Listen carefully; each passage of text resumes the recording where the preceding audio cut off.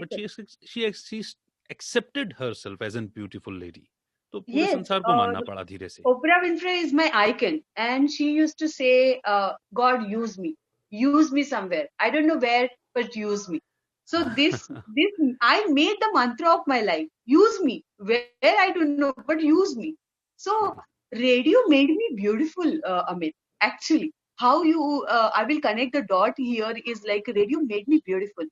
Though I was not so beautiful, radio has given me the character of Rhea, जिसने सबको दीवाना कर दिया was the tagline, and that was the character of the beautiful girl. And really, my voice, the character of the, because you know radio, we learned what we learned in the radio is like, radio is the theater of mind. True. People will imagine your voice, like how you look like. हाँ जी. है ना? So radio made me beautiful. That's why radio is very near to my heart. Radio made me beautiful because radio gave me that imaginary image of Rhea that time and Sonali this time is beautiful, and that beauty came in my the way of living. So radio is very near to me. वो आपकी आंखों में, आपकी personality में और आपकी बातचीत में छलकता रहता है पूरी तरह से. चलो जी, अब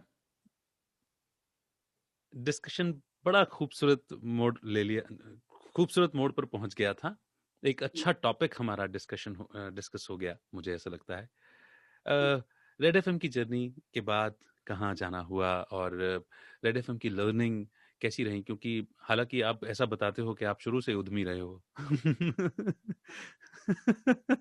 तो रेड एफएम की जो बेसिकली पोजीशनिंग रही होगी, हालांकि बहुत ज्यादा मुश्किलात नहीं आई होंगी आपको उसको इम्बाइब करने में अपनी पर्सनालिटी में, बट जिस तरह के टर्निंग पॉइंट्स आए थे लाइफ में, वो उसने संजीदा भी बनाया कहीं ना कहीं जिंदगी में. तो मुझे लगता है एक खूबसूरत बैलेंस आया होगा आपकी पर्सनालिटी में. हाँ, रेड एफएम की जो जर्नी थी वो मेरी मिक्स थी.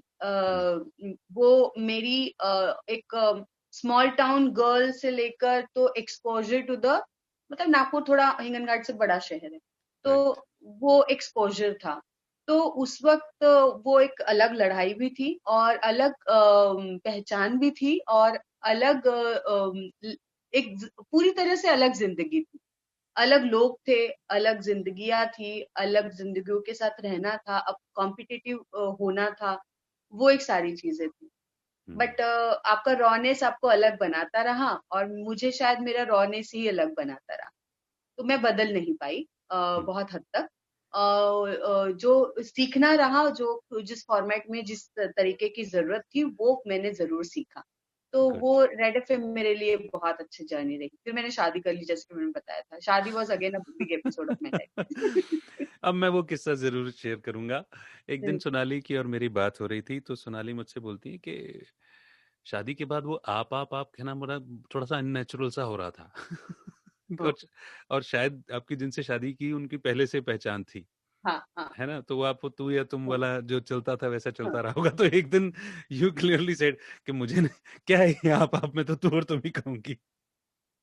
हाँ, मतलब मैंने बोला कि शादी के बाद थोड़ी ना तुमको सिंह उग गए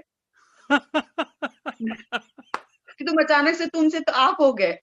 नहीं हो सकता. तुम मेरे दोस्त बने रहो. शादी is like friendship. So carry the friendship. No. अरे ये बहुत खूबसूरत है. हाँ, और बहुत मजेदार था. पता है, मैं बहुत ही ट्रेडिशनल फैमिली में मेरी शादी हुई. They were from villagers. और थोड़ी मतलब like my mother in law was very traditional. She is not to like me because of my colour. ठीक है, वो तो अलग बात है. लेकिन वो नहीं छेड़ूंगी अभी यहाँ पर. लेकिन मजेदार बात ये थी कि मैं ना उस वक्त भी जॉब करती थी, तो मैं साड़ी पहन के घर से निकलती थी. ठीक. पल्ला वल्ला. ठीक है. और साड़ी पहन के निकलने के बाद में वहां एक आशावरी दीदी का घर था, वहां पे मैं चेंज करती थी, मॉडर्न अवतार में आती थी और फिर ऑफिस जाती थी, फिर वापस आती थी, चेंज करती थी, साड़ी पहन के घर पे आती थी. तो ये मैंने लगभग किया, मतलब बहुत दिनों, बहुत महीनों तक किया ये. लाइफ टोटल फिल्मी है. बहुत बहुत। लाइव टाइटल फ़िल्म ही है।